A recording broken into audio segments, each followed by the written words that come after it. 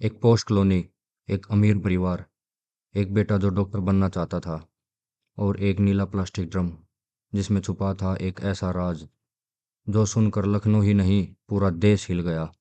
20 फरवरी 2026 सुबह के 4:30 बजे आशियाना कॉलोनी का एक बंगलो, बाहर से बिल्कुल नॉर्मल बट अंदर कुछ ऐसा हो चुका था जिसका अंदाजा किसी को नहीं था। और सबसे डराने वाली बात, इस घर का कातिल पुलिस को खुद मदद कर रहा था इन्वेस्टिगेशन में। लखनऊ का आशियाना एरिया, जहां लोग चैन से सो रहे थे, लेकिन उस रात इस घर के अंदर से एक आवाज आई थी। किसी ने नहीं सुनी, किसी ने नहीं देखा, लेकिन वो आवाज एक आदमी की आखिरी सांस थी। उस वक्त घर में सिर्फ 3 लोग थे, पिता, बेटा और एक छोटी बहन। सुबह होने तक इनमें से एक जिंदा नहीं था। 21 साल का अक्षत प्रताप सिंह, पड़ोसियों के लिए एक सीधा साधा लड़का, दिन भर नीट की तैयारी करता था। लोग कहते थे ये लड़का एक दिन डॉक्टर बनेगा, लेकिन 3 दिन बाद उसने एक व्हाट्सएप ग्रुप बनाया जिसका नाम पिता लौट आओ।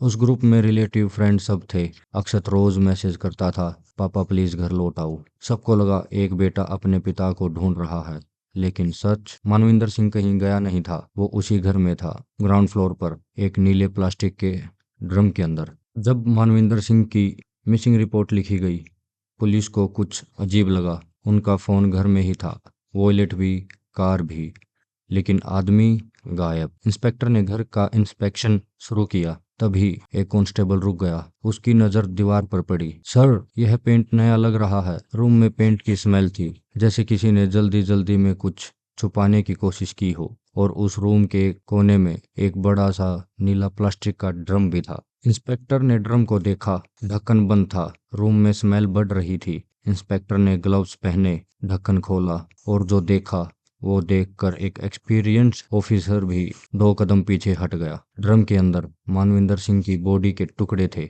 सिर नहीं था, बॉडी को काट कर प्लास्टिक ड्रम में भर दिया गया था, जैसे कोई इंसान नहीं, कोई सामान हो। पुलिस को लगा कोई बाहर का क्रिमिनल होगा, लेकिन फिर इन्वेस्टिगेशन ने जो रिवील किया वो और भी ज्यादा शॉक करने वाला था। इस मर्डर का सस्पेक्ट कोई और नहीं, घर का बेटा था, अक्षत प्रताप सिंह। वही लड़का जो व्हाट्सएप पर लिख रहा था, पापा प्लीज वापिस आ जाओ। ये गुस्से में किया गया मर्डर नहीं था, ये एक प्लान्ड मर्डर था। अक्षत ने पहले ब्लिंकिट से चाकू ऑर्डर किए। डिलीवरी हिस्ट्री पुलिस को मिल गई, लेकिन जब चाकू से काम मुश्किल लगा, वो मार्केट गया और वहां से एक मैकेनिकल शॉप खरीद कर लेकर आया। एक बेटा अपने पिता की बॉडी काटने के लिए टूल्स खरीद रहा था और साथ ही रिलेटिव्स को मैसेज कर रहा था, पापा मिसिंग हैं। उस रात घर में बहुत बड़ी बहस हुई। रीजन 50 लाख रुपए और ज्वेलरी। पुलिस इन्वेस्टिगेशन में पता चला अक्षत ने घर से पैसे चुरा लिए थे।